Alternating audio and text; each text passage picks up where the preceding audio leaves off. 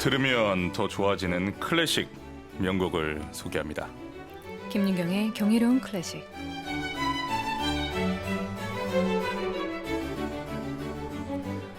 아름답고 경이로운 클래식 명곡을 맛있게 듣고 또 멋있게 즐기는 시간입니다. 피아니스트 김윤경 선생님과 함께합니다. 안녕하십니까? 네, 안녕하세요. 지금 꽃 때문에 얼굴이 보이지가 않아서 좀 아쉽지만 제가 이 꽃에 가릴 수 있는 얼굴과 몸은 아닌데 이곳이 완전 축제 분위기라 참 좋습니다. 고맙습니다. 1주년에 전 선생님과 함께할 수 있어서 더 행복합니다. 축하드립니다. 네, 오늘 좋은 꽃 하나 제가 선물해드릴게요. 네, 잊지 않고 챙겨주세요. 고맙습니다. 오늘 김윤경의 경이로운 클래식에서 소개해 주실 곡은 어떤 곡입니까? 2016년도에 BBC 뮤직 매거진에서 전 세계 저명한 현역 지휘자 151명에게 역사상 가장 위대한 교향곡을 골라봐라 이렇게 물어봤어요. 그랬더니 오늘의 작품이 1위를 차지했죠. 개인적으로는 엄청난 갈등과 막 솟구치는 힘과 슬픔과 환희가 같이 공존하는 음악이랄까. 먼저 네. 음악으로 만나보시죠. 음악 주세요.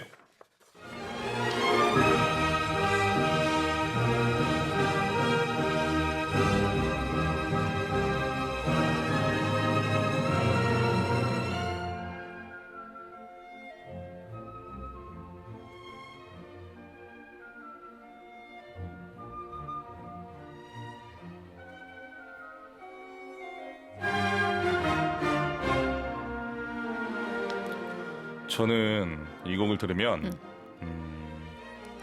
엄청나게 큰 전쟁이 다 마치고 이제 금유환영하는 그런 찬란한 빛 같은 느낌이 들어요. 네. 오늘의 주제는 무엇입니까? 말씀하신 것처럼 네. 전쟁과 찬란함 그거에 반영되는 제목인 것 같은데 네. 삶의 고통을 극복한 그대를 위하여 베토벤의 교향곡 3번 영웅입니다. 오늘의 주제곡인 삶의 고통을 극복한 그대를 위하여라는 제목을 붙인 이유는 무엇입니까? 다 많은 분들이 아시다시피 베토벤 자신의 인생이 그랬잖아요. 근데 세상을 살아가는 우리 모든 사람들은 각자 자신만의 힘듦과 고통이 있잖아요. 특히 요즘 같은 시대가 더 할 것 같은데 그 어떤 어려움도 포기하지 않고 끝까지 버티면서 하루하루를 살아가는 모든 사람들이 영웅이라고 생각되어서 정경님을 포함한 이런 제목을 붙였습니다. 오늘 너무 팬 서비스 해주시는데 오늘 축하드려야죠. 하려면 제대로. 고맙습니다. 지금부터는 베토벤 교향곡 3번 영웅에 대한 이야기를 나누겠습니다. 이 작품은 일단 베토벤이 언제 썼습니까? 1802년에서 4년 사이에 작곡이 됐는데 네. 이 시기는 베토벤에 있어서 약간 걸작의 수비라고 불리는 제2기의 시기라고 생각하면 될 것 같아요. 네. 사실 이때 베토벤은 정말 힘들었거든요. 청력을 잃어버리기 시작한 지 수년이 지나고 이제는 나는 나을 수 없겠다라는 어떤 확신, 그 불안감이 이제 확신이 되는 네. 그런 시점이었어요. 그리고 너무 그때 베토벤이 또 인기가 많아서 작곡이랑 연주 요청이 쇄도를 해서 일단 정신적으로 육체적으로 많이 지쳐 있어서 하일링겐슈타트라는 지방으로 이제 요양도 가기도 했죠. 네. 그리고 거기서 또 예전에 저희가 방송에서 했듯이 유서까지 쓸 정도로 그는 지쳐 있었고 심한 절망과 고통 가운데 있었고 아마도 또 삶과 고통에 대해서 그 앞날에 대해서 또 죽음까지도 생각하지 않았을까라는 생각이 듭니다. 귀도 안 들리고 또 유서도 쓰고 네. 거의 삶의 끝에 직전까지 갔던. 희망이 다 없어진. 좋습니다. 이 작품은 이전의 교향곡과는 다른 점이 좀 있죠. 그냥 한마디로 베토벤의 다른 교향곡들에 비해 처음으로 자유롭게 강렬하게 자신의 개성이 표출된 작품이라고 생각하면 될 것 같아요. 당시 하이든과 모차르트 고전시대의 대표적인 작곡가의 영향 가운데 있었는데 이제 처음으로 나는 이런 음악을 쓸 거야 라면서 자신의 어떤 개성을 발휘한 작품이죠. 그리고 전에 작품과 달리 중요한 부분 연주 시간이 되게 길어요. 네. 중요한 거 놓칠 뻔했네. 팬 서비스에 이렇게 보답을 하시나요? 아니 나는 일부러 말씀 안 하시길래 나중에 하시려나 했어요. 네, 너무 또 길다고 소개를 하면은 네. 행여나 애청자분들 안 들으실 것 같다는 생각을 나도 순간 했어요. 진짜로. 좋습니다. 너무나도 많이 알려진 이야기인데 교향곡 3번 영웅은 처음 작품 제목이 영웅이 아니지 않았습니까? 네, 맞아요. 당시 나온 교향곡들 중에 파격적인 대표적인 작품이고 또 베토벤의 중기 시대를 대표하는 작품이잖아요. 네. 그런데 처음에 이따가 제가 들려드리고 여러분들이 감상하시겠지만 네. 첫 시작이 굉장히 존재감이 강렬합니다. 예. 그리고 베토벤이 첫 표기에다가 나폴레옹 표지에다 나폴레옹 보나파르트에서 그 보나파르트라는 이름을 써놨었어요. 네. 그런데 작곡을 시작할 때는 본인은 나폴레옹에게 헌정할 생각이었지만 나폴레옹이 황제로 즉위하자 이제 굉장히 분노하고 화를 내면서 첫 장에 있었던 보나파르트라는 이름을 까맣게 지워버리면서 그 위에 최종적으로 심포니아 에로이카라고 제목을 붙였죠. 2016년에 BBC 뮤직 매거진에서 했던 설문조사, 당시 현역 지휘자들이 가장 좋아하는 곡 1위라고 말씀하셨는데 작곡가 베토벤도 이 작품을 가장 좋아했을까요? 많은 사람들은 운명 교향곡이 아닐까라고 생각하실 수도 있지만 합창 아닌가? 합창. 그렇죠. 또 합창도 있잖아요. 말년에 작곡한 합창 교향곡이 9번이죠. 그런데 합창 교향곡에 가사를 써주었던 오스트리아 시인 쿠프너가 베토벤에게 물어요. 네. 8개의 교향곡 중에 당신이 가장 마음에 드는 곡은 무엇일까? 그랬더니 3번을 가장 좋아한다라고 대답을 했다고 합니다. 그래서 쿠프너가 C 마이너, 즉 C 마이너는 영웅 교향곡 5번이죠. 그때 베토벤이 다시금 잘라서 아니요, 에로이카라고 대답했다고 하죠. 5번이 운명. 네. 오늘은 3번 에로이카를 베토벤이 가장 좋아했다고. 그러니까요. C 마이너가 5번 그렇죠. 운명을 얘기하신 거죠. 네. 예, 예. 자, 3번을 가장 좋아했다고 베토벤 이야기를 했는데 또 이게 이 질문 하나로 솔직히는 그렇게 단정 지을 수 없는 게 작곡가 입장에서 매일매일 생각이 달라지잖아요. 네. 다 자기 자식들인데. 그렇네요. 예. 자식들. 네. 손가락인데 다. 그렇죠. 다 아픈데. 네, 좋습니다. 교향곡 3번 영웅은 어떤 특징을 가지고 있습니까?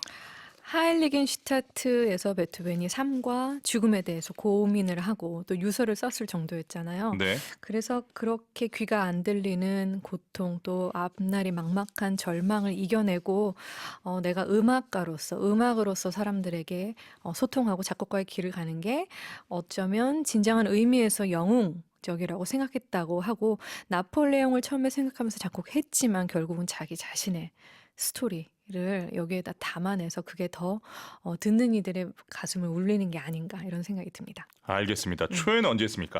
1803년에 완성을 한 후에 12월에 그때 베토벤은 오랜 기간 후원했던 로브코비츠 공작의 집에서 이제 소규모로 편성한 악단에서 비공개로 시연을 했어요. 그리고 공개 초연은 1805년 4월 7일 빈에서 진행을 했는데 이게 아까 제가 말씀드렸다시피 곡의 길이가 길잖아요. 그리고 굉장히 파격적으로 처음으로 이런 시도를 한 형태의 작품이었기 때문에 그 음악회를 들었던 사람들 사이에 엄청난 논쟁이 벌어졌다고 합니다. 이 정도로 격렬한 논쟁이 벌어진 이유는 뭘까요? 길이에서 네. 모차르트, 하이든도 그렇고 베토벤의 초기 교향곡들은 30분 이내에 끝나요. 근데 이 곡은 일단 50분 혹은 템포에 따라서 50분이 훨씬 넘어갈 수도 있죠. 그럼 갑자기 2배의 연주 시간을 듣는다면 또 2배 이상 앉아 있어야 되잖아요. 그러니까 관객들이 자기들이 예측하지 못하는 이 음악에 상당히 놀랐던 것 같아요. 그리고 근데 베토벤도 그래 길긴 하지만 나는 줄일 생각은 전혀 없어라고 자기 소신대로 자기 고집대로 물러서지 않지. 유지를 했죠. 절대 아니죠. 누군데 물러섭니까? 그러니까요. 그래서 이제 현재 우리가 알고 있는 이 영웅 교향곡으로 걸작으로 남게 된 거죠. 매주 화요일 함께하는 김윤경의 경이로운 클래식. 오늘은 삶의 고통을 극복한 그들을 위하여 베토벤 교향곡 3번 영웅에 대한 이야기를 나누고 있습니다. 여기서 베토벤 교향곡 3번 영웅 중에서 2악장을 들으려고 하는데 이 악장은 어떤 특징이 있을까요? 이 악장은 장송 행진곡 (Funeral March라고 기재가 되어 있습니다. 네. 베토벤의 다른 작품 중, 즉 피아노 소나타 작품 번호 26번의 3악장, 그리고 쇼팽, 낭만시대 작곡가죠. 쇼팽의 피아노 소나타 2번의 3악장 또한 클래식 작품 중에 좀 유명한 장송 행진곡으로 쓰여진 작품들인데 그 시대 때 장례식 때 연주되기도 하였던 혹은 어떤 죽음을 또 혹은 장송 행렬의 무거운 발걸음을 좀 느끼게 하죠. 굉장히 무게가 있으면서 슬픈 또 죽음을 애도하는 그런 음악이라고 생각하시면 될 것 같습니다. 베토벤 교향곡 3번 영웅 중에서 이 악장을 헤르베르트 폰 카라얀이 지휘하는 베를린 필하모닉 오케스트라 연주로 들으시겠습니다. 지금 들으신 곡은 베토벤 교향곡 3번 이플랫 장조 작품으로 55번 영웅 중 2악장을 발체로 들려드렸는데요. 헤르베르트 폰 카라얀이 지휘하는 베를린 필하모닉 오케스트라의 연주였습니다. 여러분은 지금 EBS FM 정경의 11시 클래식을 듣고 계십니다. 오늘은 베토벤 교향곡 3번 영웅을 중심으로 이야기 나누고 있습니다. 이제부터는 작품에 대한 이야기를 해보겠습니다. 베토벤 교향곡 3번은 이전 교향곡 작품들과는 어떤 차이가 있을까요? 1804년 6월 9일에 이 베토벤의 교향곡 3번이 비공개로 초연이 되었죠. 그때 네. 그 리허설 현장에 대한 영화가 있는데요. 영화에서 단원들이 첫 화음을 딱 연주했을 때 베토벤이 스톱! 이러면서 음악을 중단시키고 이렇게 말을 합니다. 이건 스포르찬도 특히 그 음을 세게 연주하라는 악상 기호야. 여러분은 그동안 아름다운 음악만 연주하도록 훈련됐지만 나는 아름다운 소리는 원하지 않아. 아, 감사합니다. 성우 정경님. 네, 그럼 이어서 리허설에 참관했던 베토벤의 선배죠. 하이든이 했던 말도 부탁드릴게요. 그는 이제까지 다른 작곡가들이 시도하지 않았던 것을 했어. 자기 자신을 음악의 중심에 가져다 놓았지. 우리에게 자기 영혼을 들여다보도록 한 거야. 그의 음악은 정말 완전히 새로워. 이렇게 용감하게 새로운 시도를 또 자기의 소신을 지켜나간 베토벤도 놀랍고 또 그거를 또 인정해주는 그 대선배 하이든도 대단한 것 같아요. 궁금한 게 하나 있습니다. 음. 베토벤이 단원들에게 아름다운 소리를 원하지 않는다라고 했던 부분은 제가 예술가로서 좀 이해가 어려운데 이게 어떤 의미였을까요? 네. 1악장이 서주가 있고 그 다음에 본격적으로 이제 멜로디가 시작이 되는데 처음에 굉장히 이거 뭐야 이러면서 깜짝 놀랄 정도로 꽝꽝 때려줍니다. 네. 이 E 플랫 메이저 코드로 피아노로는 오케스트라의 그 웅장함이 표현을 안 되지만 네.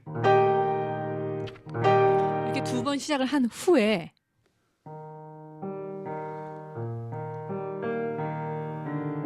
이런 식으로 이제 멜로디가 시작이 돼요.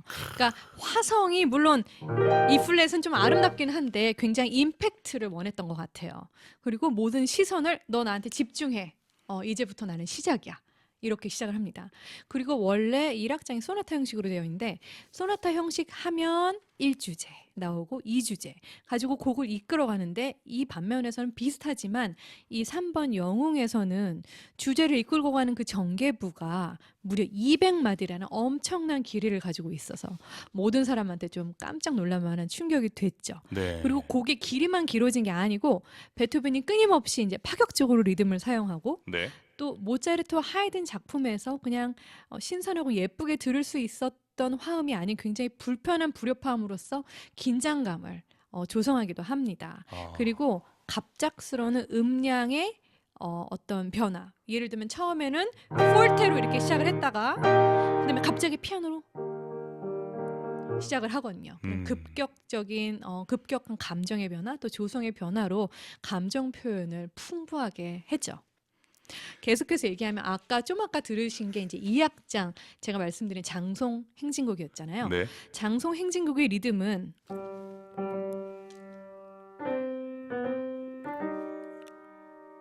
이런 부점의 리듬으로 계속 이어가는데 아마도 베토벤이 나폴레옹의 죽음을 예견한 게 아니냐 이렇게 생각하는 사람도 있어요.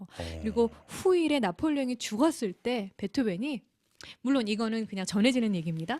네, 그럴 줄 알고 미리 적합한 음악을 만들었지라고 말도 했대요. 처음에 1악장은 E 플랫으로 시작을 했다가 2악장은 C 마이너에 굉장히 전체적으로 무거운 또 침울한 그런 장성중의 리듬으로 비극적인 감정을 또 보여주죠. 상반된 이제 악장으로 3악장은 언제 그랬는지 굉장히 익살스럽고 재치 있는 음악으로 진행이 되고 마지막 4악장은 다시 환희의 승리의 E 플랫 장조로 돌아왔습니다. 네. 그리고 다른 악장들과 달리 하나의 주제를 제시하고 그거를 여러 가지 방법으로 가공해서 음악을 이끌어 나가는 변주곡 형식으로 작곡되었는데 이 멜로디